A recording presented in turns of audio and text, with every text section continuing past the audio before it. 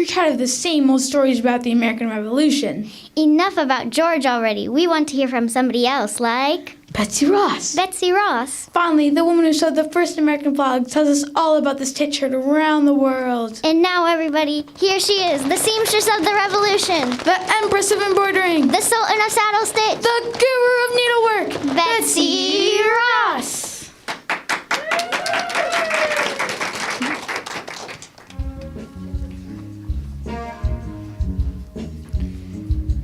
Tell us, Betsy, tell us. Shooby-dooby, shooby-doo-shoo. Come on, Betsy, tell us. Shooby-dooby, shooby-doo-shoo. Tell us how your sewing helped us win the war. Tell us, Betsy, tell us The tales you told before. Tell us, Betsy, tell us. Shooby-dooby, shooby-doo-shoo. Come on, Betsy, tell us. Shooby-dooby, shooby-doo-shoo. Tell us how you tailored food at Valley Forge. Tell us, Betsy, tell us the one how you saved George. Tell us how you knitted muskets. I felt it was my duty. And then crocheted a cannon. Oh, that one was a beauty. Oh, and it sparkled. Tell us, Betsy, tell us. Come on, Betsy, tell us. Tell us how your sewing helped us win the war.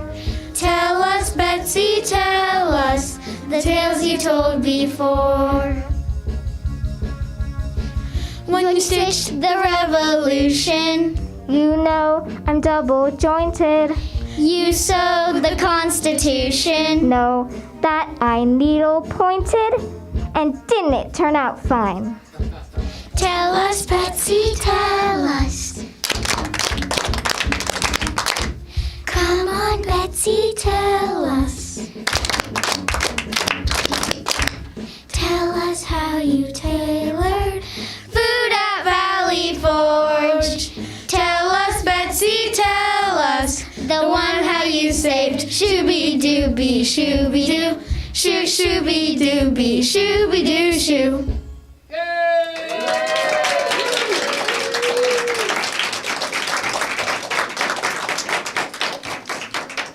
Can you tell us about the American Revolution again, Betsy? Oh my, it's been so many years. Please. Okay. Let's see. A good place to start is when England defeated France and Spain in a long war. My dad told me about that. The colonists helped the British defeat the French here in America in 1763. Yes, but the French and Indian War was just a small part of a much bigger conflict. A patch in the quilt of world politics. England became the leading power in the world. How King George III gloated.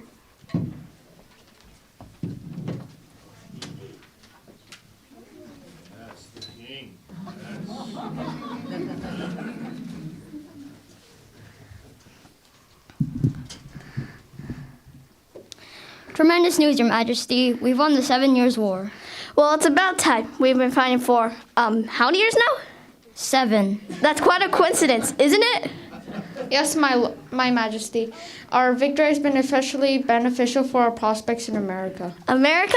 How splendid. Do you get any of those fur hats? You can't beat America for fur hats. Even better, Your Majesty. Better than fur hats? You don't mean fur sunglasses?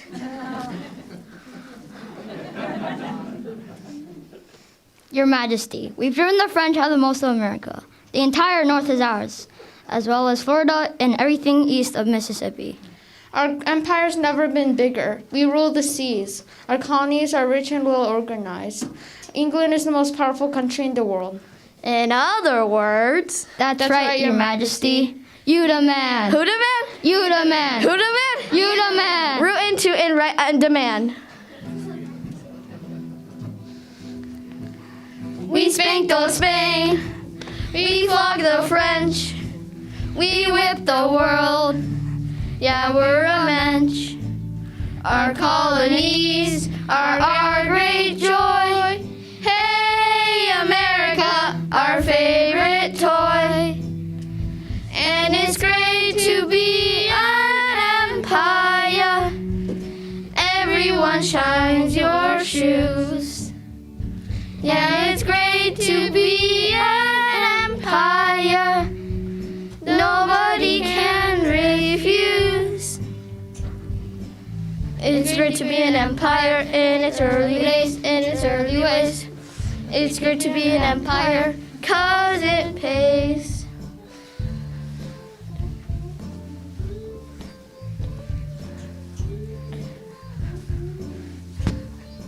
Now we're in debt, up to our knees. So where to turn? The colonies. They fought with us to win the war. Now what they our favorite toy. Yeah, it's great to be an empire. Everyone shines your shoes. Yeah, it's great to be an empire. Nobody can refuse. It's great to be an empire in its early days, in its early ways. It's great to be an empire, 'cause it pays. It's great to be an empire in its early days, in its early ways. It's great to be an empire, 'cause it pays.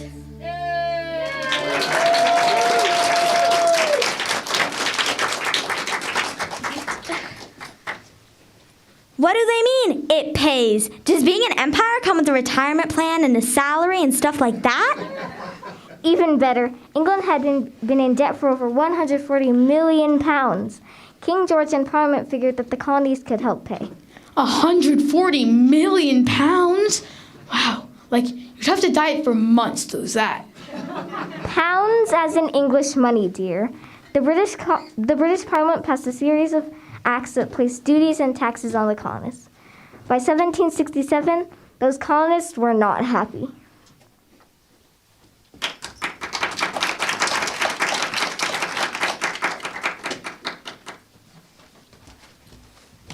Mr. Otis, what's the latest? John Adams, I'm so glad I ran into you. It's another British outrage. They've passed the Townsend Act, which put import duties on just about everything. I didn't think it would get much worse. We've already had the Hat Act, the Wool Act, the Iron Act, the Currency Act, and the Sugar Act. I know it. The British just can't get their acts together. Do you remember the Stamp Act? A direct tax on everything we printed, from cards to calendars. I loved what you said. What was it? Taxation without representation is exploitation? Tyranny. What? I said tyranny. Taxation without representation is tyranny. You did? Doesn't really rhyme though, does it? It's not supposed to rhyme. It's an aphorism. Yeah, well, but the good ones rhyme. Take Ben Franklin's Maxims. He that goes a-borrowing goes a-sowing, plow deep while sluggards sleep, little strokes fell great oaks. Okay, I get it. But the point is, the British aren't treating us as equals, but as subjects. They prohibited us from sailing beyond the Appalachians. They've even started enforcing navigation laws so that all commerce between England and here must be by a British vessel. You're right. This has to stop.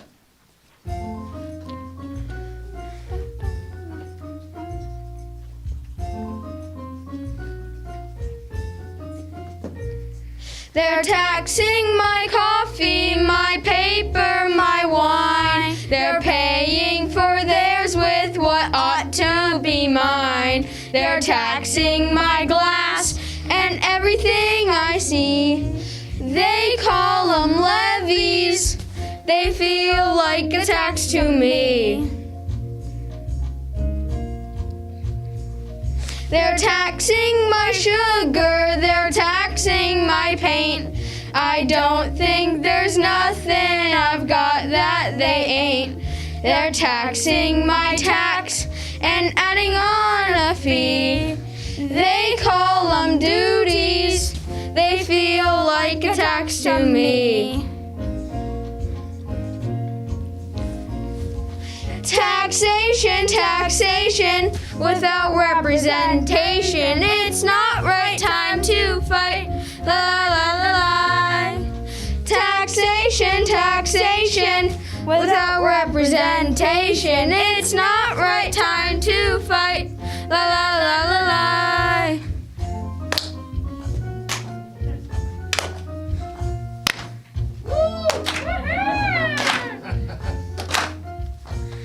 The Hat Act, the Wool Act, the Iron Act too. The Townsend Act, Greensville Acts, what can we do? So what else is left? They wouldn't touch my tea. They call them acts, but they feel like a tax to me. Taxation, taxation, without representation. It's not right time to fight. La la la la la. Taxation, taxation, without representation. It's not right time to fight. La la la la la.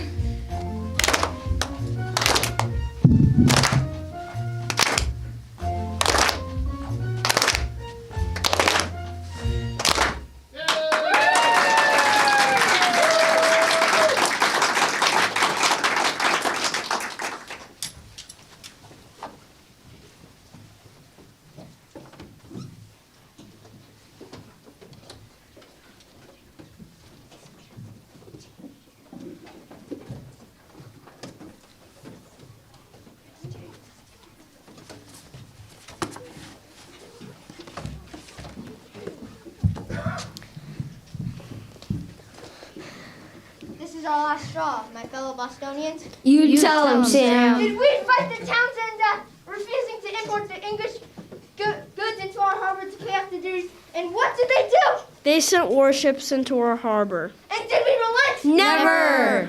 And what about the Boston Massacre? Right, the British shot and killed 3 unarmed colonists. And did we give up? Never. And finally, they passed. But here we are 3 years later. They passed the Tea Act in 1779.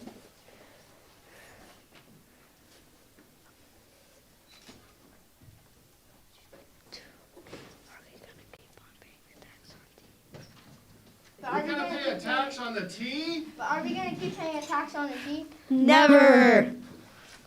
But here we are 3 years later. They passed the Tea Act, but are we going to keep paying a tax on the tea? Never. They shipped 500,000 pounds of tea to America, driving down the price of tea. And are we going to buy it?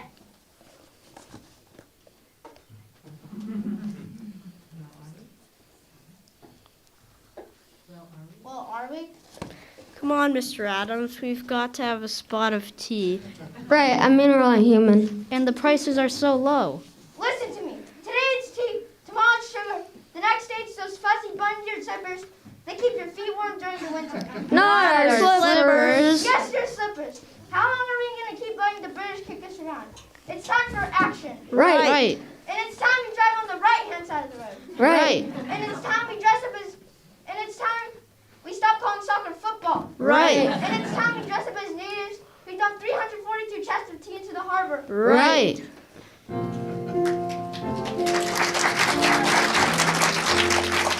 Down, down, down, just dump it off the boat. Down, down, down, let's see if it can float. Down, down, down, it's sinking in the sea. Something's brewing, boys, and it ain't tea. Something's brewing, boys, and it ain't tea. Troubles brewing for the crown. Tell them all in London town. London town. All their lovely tea just drowned. Send some more. It's going down. Send some more. It's going down. Send some more. It's going down. Down, down, down. Just dump it off the boat. Down, down, down. Let's see if it can float. Down, down, down. It's sinking in the sea.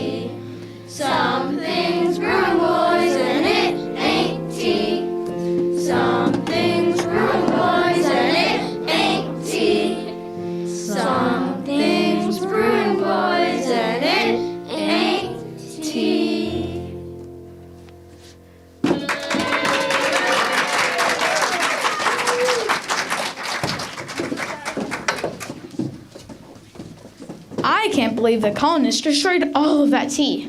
Yes, in Maryland they burned an entire ship with the tea and all the rest of its cargo. King George must have been mad. Oh, the English are really getting their threads in a tangle. They closed the Boston harbor, placed restrictions on town hall meetings, and moved the trials for officials who killed colonists from America to England. Betsy Ross, I'm so glad you're home. John Jay, it looks like you're about to bust a stitch. See? I've been trying to net this for my dash, and something has gone terribly wrong. Oh my, let me take a look at that. But Betsy, what did we do after the British shut Boston Harbor? Why, we called it the First Continental Congress. Were you there, Mr. Jay? Sure was. 55 men gathered, including Johnston, Adams, George Washington, and Patrick Henry. I know not what courses others may take, but as for me, give me liberty or give me death.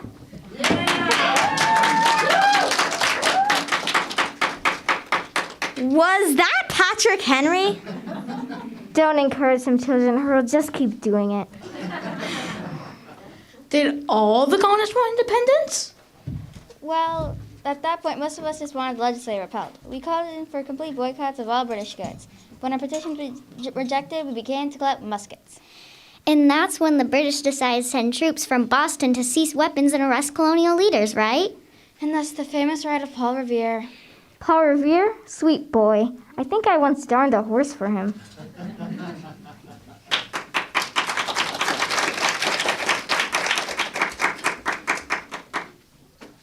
The redcoats are coming! The redcoats are coming! Shh, Paul, it's nearly midnight. You'll wake the kids. We're awake! The redcoats are coming! Sit down, children. Your father's a bit nervous. Of course I'm nervous. The British are coming in from Boston to arrest our colonial leaders and take our weapons and supplies. Are they coming by land or by sea? I can't remember. I think it's 2 lanterns if by land, 1 if by sea? Or is it 1 if by land, 2 if by sea? I think 3 means they're coming by blimp. Take it easy. You have to go warn the people of Lexington and Concord. Yes, I must go at once.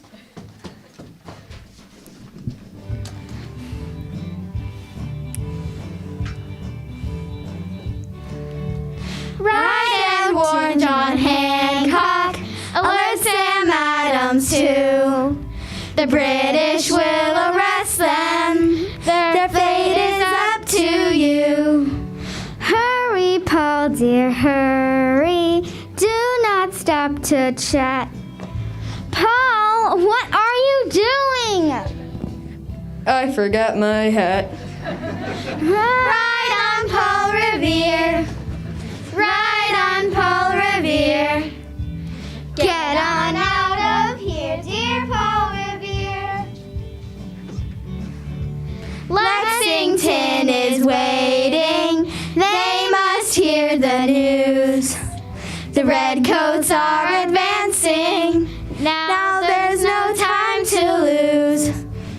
Tell the Minutemen there they must take a stance.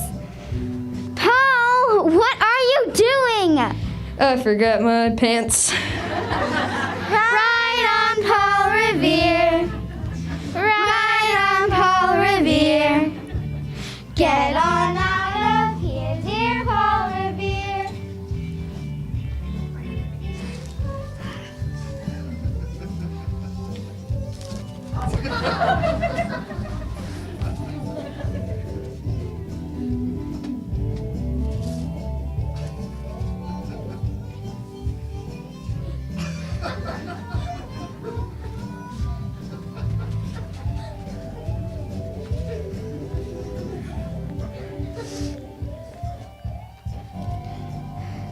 Ride on Paul Revere, ride on Paul Revere. Get on out of here, dear Paul Revere. Then ride out to Lexington, burn them all once more. The British want our weapons that we have kept in store. Tell all the militia they must come in force. Paul, what are you singer. I forgot my horse. Ride on Paul Revere. Ride on Paul Revere. Get on out of here, dear Paul Revere.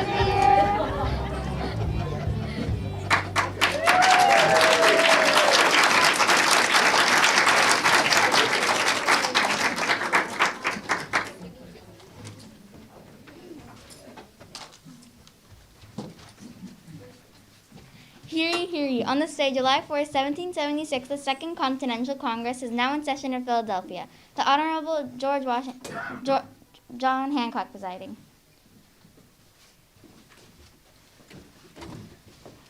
Thomas Jefferson, where's John Hancock? Oh, hello, Ben. Well, I sent him to get some coffee cake. Coffee cake? Of course. What's a Continental Congress without a continental breakfast? I heartily agree, Tom, but we already have a selection of juices, coffees, and those delicious individually wrapped danishes. True, but I thought John needed something to do this morning. He's been acting a bit strange since we voted to endorse the Declaration of Independence. A brilliant document, Tom. We shall all hang together, or assuredly we will all hang separately. It's been over a year since the first shots were fired between us and the British. Just a month later, we elected George Washington to head the Continental Army. We've been unofficially at war ever since. King George has rejected our efforts at reconciliation. Tom Paine put it nicely when he wrote that these are times that try men's souls. Yes, that was well said. It doesn't rhyme, though, does it? What? I think my own maximums always stick a bit better with a cute rhyme. Vessels large may venture more, but a little boat should keep near shore. See where it flows? Sure, Ben, but I Or don't remember this. Here Skug lies, snug as a bug in a rug. What exactly does that mean? That's not the point. I have 4 out of 10 rhyming words. That's a 40% rhyme rate. You won't see that in any British poets.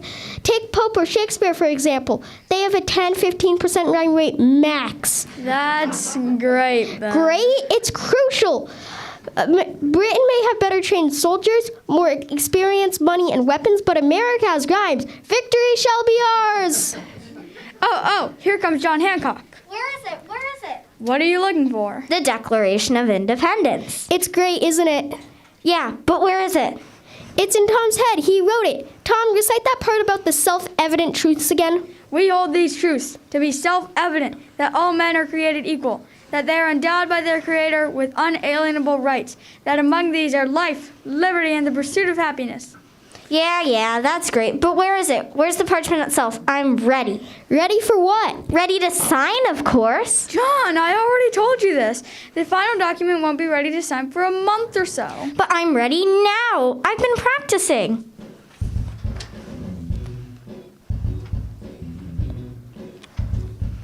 I don't have Franklin's eloquence. I don't have Tom Paine's common sense. But man, my signature's intense. Tom, where do I sign?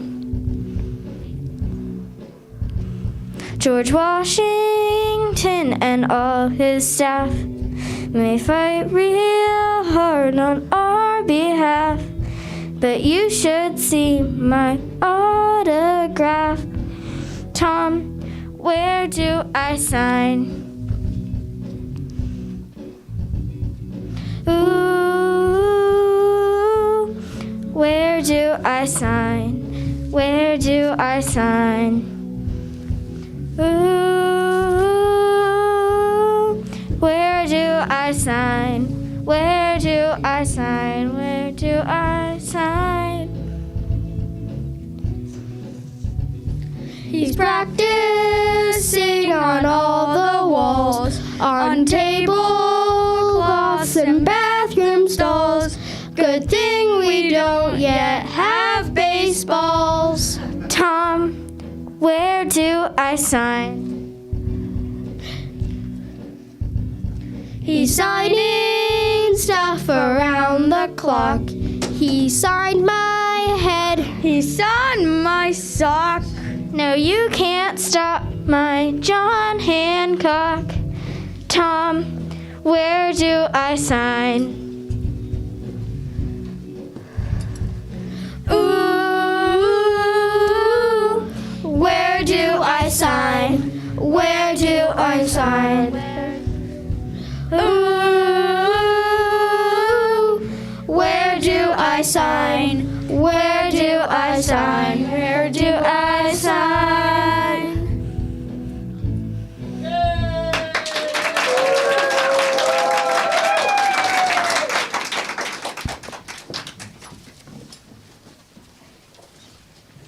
Did the colonists really think they'd defeat the British Empire? Well, we had some disadvantages. All say there was no real unity. The colonies distrusted each other. And there was no central authority to raise money through taxes. The army was hard to organize and nearly impossible to keep together.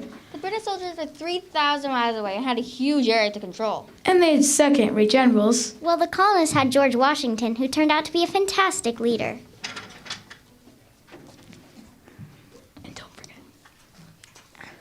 And don't forget, there were still hundreds of thousands who still remained loyal to England. But you're forgetting one of the biggest advantages. I was wondering when you would remember. What? My flag, of course. I tried to convince them into a red, white, and blue lounge chair with matching ottoman. But they said their budget was limited to a flag. Oh, your flag was wonderful. But I was thinking about how the colonists fought dirty. I beg your pardon. Oh, I didn't mean it like that. I mean, they were literally dirty. They blended in with the scenery.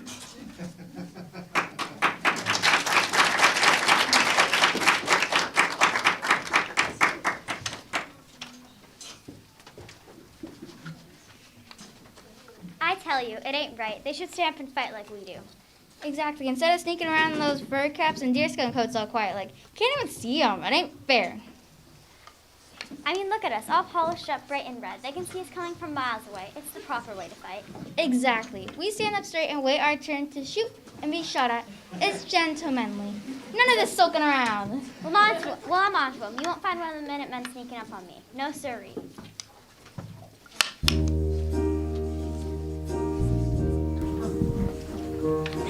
In the brush, they're here all around. In a tree, but you can't find me, boys. But you can't find me, but you can't find me. Under roots, in your tent, in your boots, over here in your tea. But you can't find me, boys. But you can't find me, but you can't find me. This is disgraceful. Brown, brown, brown looks good on me. Is the color of the free. Brown, brown, brown looks good on me. It's the color of the free. What's that bump beneath the rock? What's that lump in your sock? What's that itch on your knee? But you can't find me, boys. But you can't find me, You can't find me. But you can't find me. Okay.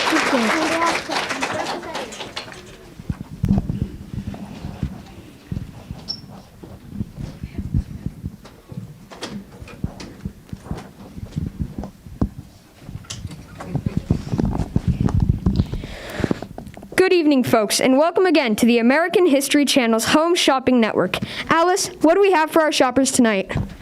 Bert, tonight we have a memorabilia from the American Revolution War. Excellent. Well, let's get right to it. We've got over 6 years of war to choose from, with fighting in every colony to over a dozen of the most important battles. Our first item, number J57, is a boot from John Burgoyne, a British general who lost the Battle of Saratoga. His boot? Wow, I bet we don't have many of these left. Just two. They come from the famous Battle of 1777 that gave the colonists a badly needed boost. Smell that, Alice. What? Go on, take a whiff. You know what that smells like? A really old boot? No, it smells like victory, and you can grab your victory from defeat by phoning us now to get General Burgoyne's shoe. Get it? Defeat. Victory from defeat. Get it? What's that lovely item over there, Alice? This is B-65, a snowball from Valley Forge in Pennsylvania, where George Washington and his army were forced to spend a devastating winter. These things are going fast, folks. We sold out in just 15 minutes last time we offered this at an unbelievable try-me price. Just one per customer, please. We have a few more minutes before our stock completely melts under these studio lights. And we've got a satisfied customer on the phone. Hi there. Who are you? Where are you calling from? And tell us just how much you love your snowball. Hello, am I on the air? You sure are. I'm Comte de Rochambeau. I'm from France. How wonderful. General Rochambeau arrived from France in 1780 with 6,000 troops to aid the colonists. French help was decisive in winning the war. Rochambeau, you say? Didn't you invent chocolate eclairs or something? No, I was commander of French troops at Yorktown alongside George Washington and his men. I thought your viewers should know. So tell us, how do you like your snowball? Bet you serve it with some fancy French sauce, am I right? I don't know what you're talking about. I'm a general, not a chef.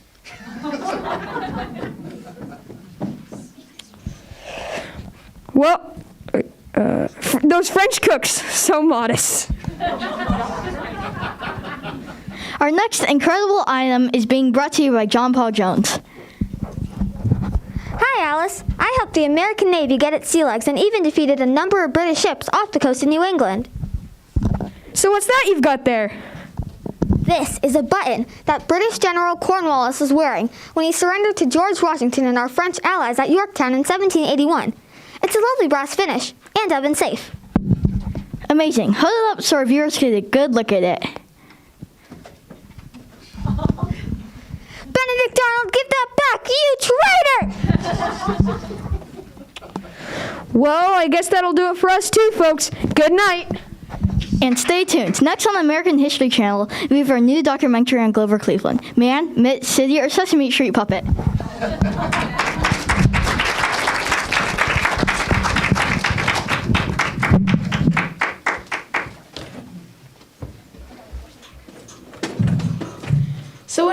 So what happened after the British surrendered, Mr. J?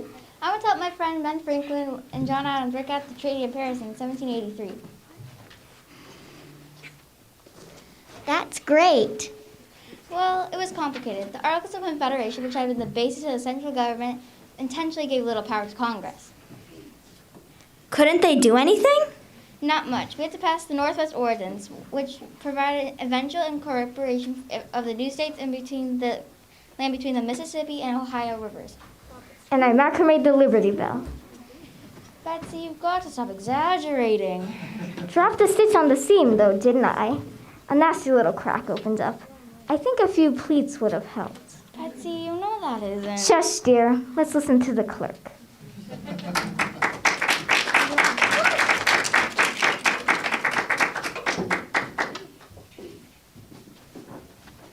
Hear. On this day, July 16, 1787, the Constitutional Convention is now in session in Philadelphia. The Honorable George Washington presiding. Good afternoon, Mr. Madison. Good afternoon. Oh yes, good afternoon. James, we have important matters to discuss. Yes, we do, Alexander. Look out, it's Aaron Burr. Ah! I was just joking. I love doing that. That's not funny! Alexander lightened up a little. We're making good progress. We've agreed to have added 3 branches of government, the legislative, executive, and judiciary. That will balance and check each other. Yes, a wonderful plan. But there are even more important matters. I need your advice. What's on your mind, Alexander? You know I favor a strong central bank, but now I'm faced with a huge decision. What is it? Which do you think is more impressive, my left profile or my right? What? When we start printing money, I'm just dying to get my picture on one of the bills. George Washington's already claimed a $1 bill, so I'm shooting for the 10. Personally, I think my left side makes me look taller. What do you think? That's not really what I mean about lining up, Alexander. Look, the big states and small states still can't agree how they should be represented in Congress.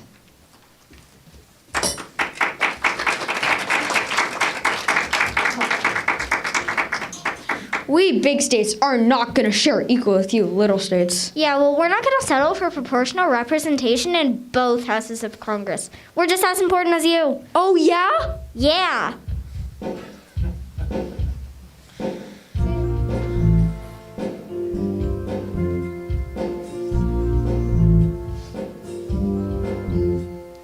Big states rule.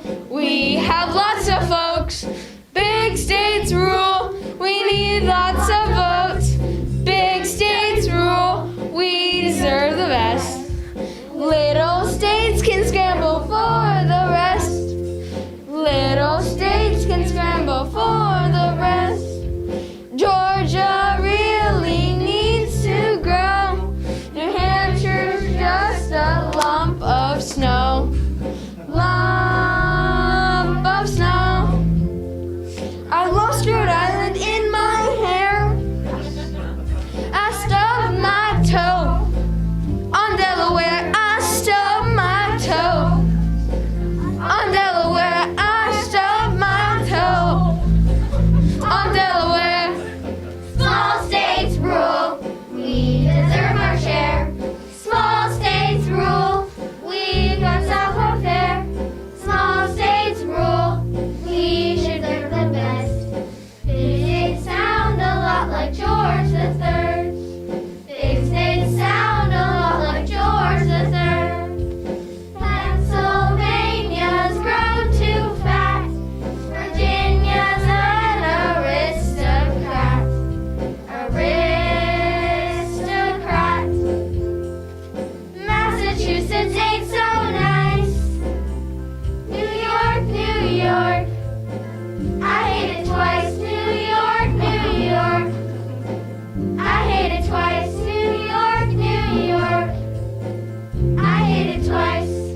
Big states rule. We have lots of folks. Small states rule. We deserve our share. Big states rule. We deserve the best. Their Constitution has to pass the test. The Constitution has to pass the test. Big states, big states, big states, big states, big states.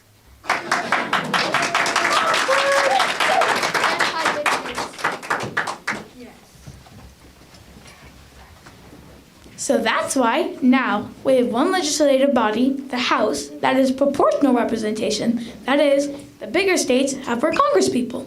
The other house, the Senate, gives the same amount of representatives to every state, no matter how many people live there. That's right. Like so much else in our Constitution, it was a compromise. Like counting a slave as 3/5 of a person? We weren't perfect, Betsy. I know it. But we did stop the slave trade 20 years later. Yes, dear. Altogether, it was a beautifully stitched document. Did everyone like the Constitution? Oh, no. Some people thought it gave the central government too much power. Others thought it gave the states too much authority. That's why I wrote some of the Federalist Papers to help convince people to vote for it. Did it work? Well, it took a while. We had to pass a Bill of Rights to be added. The Constitution was officially adopted June 21st, 1788. Wow, the first election must have been something. It was. The members of the House of Representatives were elected directly by the citizens of each state. The legislators were elected by the senators of each state. So on April 30th, 1789, George Washington was sworn as the president in the United States in the temporary capital of New York. What a great story. As my friend Ben Franklin said at the time, our Constitution is an actual operation, but nothing in this world, as promised, has death and taxes. I have a Franklin stove, you know. It doesn't look a bit like him. Here you go, John. This should work. It's perfect, Betsy. I knew you could fix it. I've got to show Lafayette. The French general who fought for the colonists? No, my Dashin. Betsy, can you tell us the story again? But we just finished, my dears. Please? Well, John's a good man, but he did forget some of the more important parts. Like the time when I wove a ship for the Navy out of nothing but pine needles. Or the time I sewed together all of the pants of the British Army so they couldn't run up Bunker Hill. And then the time... Tell us, Betsy, tell us. Shooby-dooby, shooby-doo-shoo. Come on, Betsy, tell us. Shooby-dooby, sewing helped us win the war. Tell us, Betsy, tell us the tales you told before. Tell us, Betsy, tell us. Come on, Betsy, tell us. Tell us how you tailored food at Valley Forge. Tell us, Betsy, tell us the one how you saved shooby-dooby, shooby-doo, shoo, shooby-dooby, shooby-doo, shoo.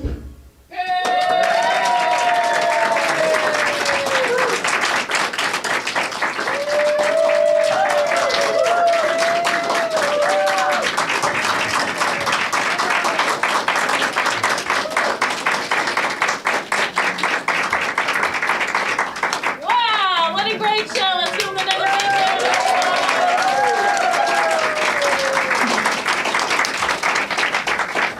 We've been working really hard for a while now on this to put it all together. So I would first like to thank all the kids for working so hard and learning their lines and memorizing the songs and all of that. They did an amazing job.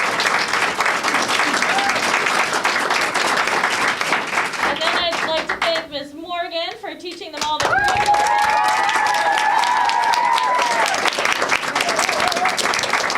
I would like to thank Mr. Sanchez, our tech guy.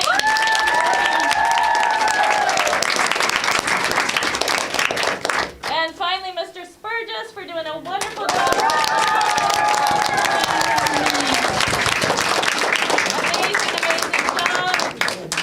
So, thank you all for coming. It was so nice to have a parent audience for the first time in 2 years.